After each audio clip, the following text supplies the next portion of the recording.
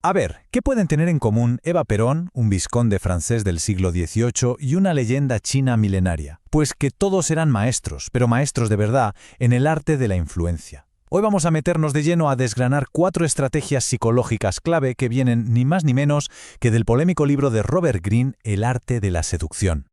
Vale, pues para entender bien estas tácticas, lo mejor es que nos las imaginemos como si fuera una obra de teatro, ¿no? Una obra en 4 actos. Y claro, el telón se abre con el primer acto, el arte de crear una percepción, una imagen, totalmente idealizada. Este primer acto va de eso, de cómo construir un aura casi mística, ¿sabes? Algo que despierte la imaginación de los demás y que al mismo tiempo, y esto es clave, evite esa trampa tan destructiva que es la familiaridad, el ser demasiado común. Esta frase de Kierkegaard, la verdad, lo clava. Captura la esencia de esta primera estrategia a la perfección. Porque, ojo, no se trata de ser perfecto, para nada.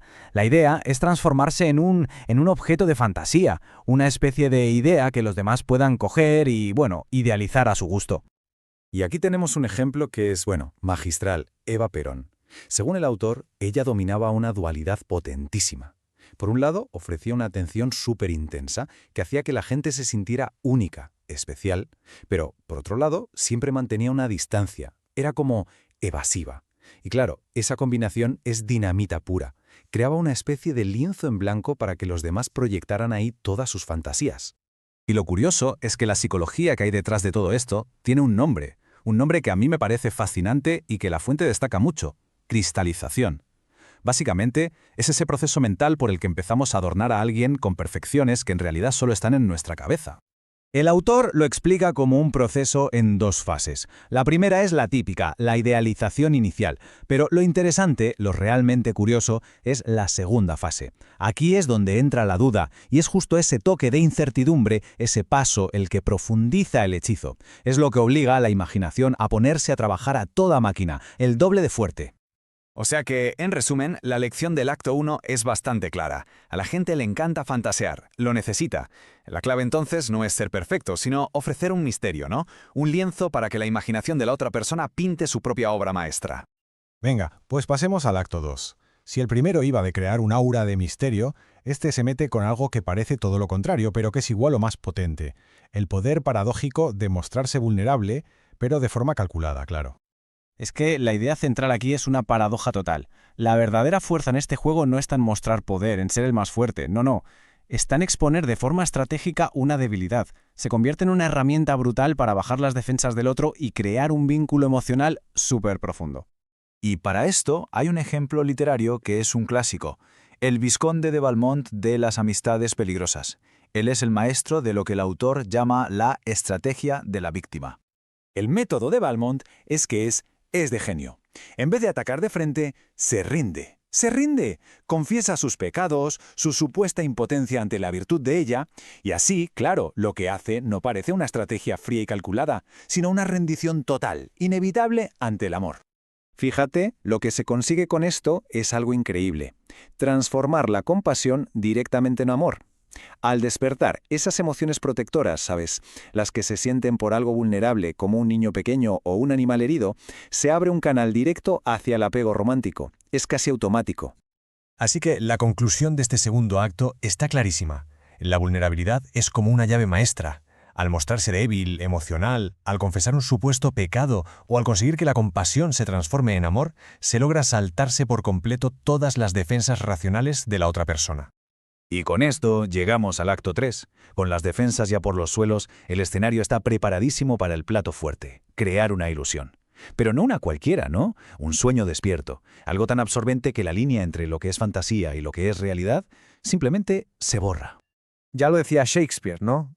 Amantes y locos tienen cerebros febriles. Pues esta estrategia se alimenta justo de eso, de ese deseo tan humano que tenemos de escapar de la fría y aburrida razón y de sumergirnos de cabeza en una fantasía.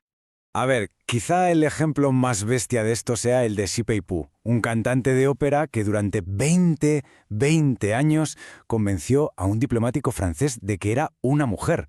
Es que es increíble. Encarnó a la perfección la fantasía que tenía su víctima sobre el romance exótico, el misterio de Oriente.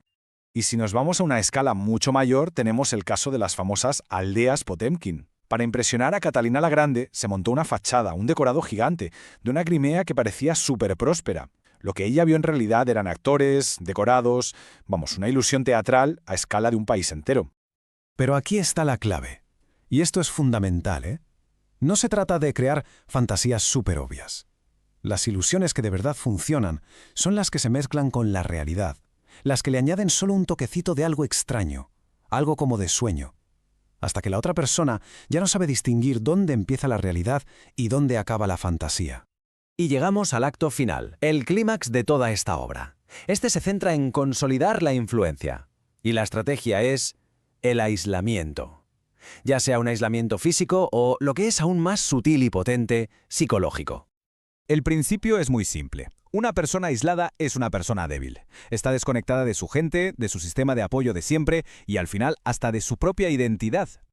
La leyenda de Jesús Sig es un ejemplo perfecto de esto. A ella la entrenaron durante años para ser una distracción, pero una distracción tan exótica y absorbente que el rey al que tenía que seducir acabó por aislarse de todas sus responsabilidades. Tenía la mente tan ocupada con ella que simplemente no le quedaba espacio para gobernar. Pero ojo, que no siempre hace falta un aislamiento físico. A veces, el aislamiento psicológico es mucho más potente. Pensemos en el caso de Ali Khan y Rita Hayworth.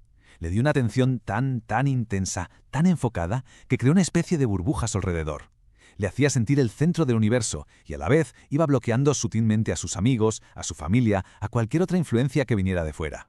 Y con esto, la lección final queda bastante clara. Si se controla el entorno y el foco de atención de una persona, si se consigue llenar su mente y aislarla de su mundo, se la vuelve increíblemente vulnerable a cualquier tipo de sugestión.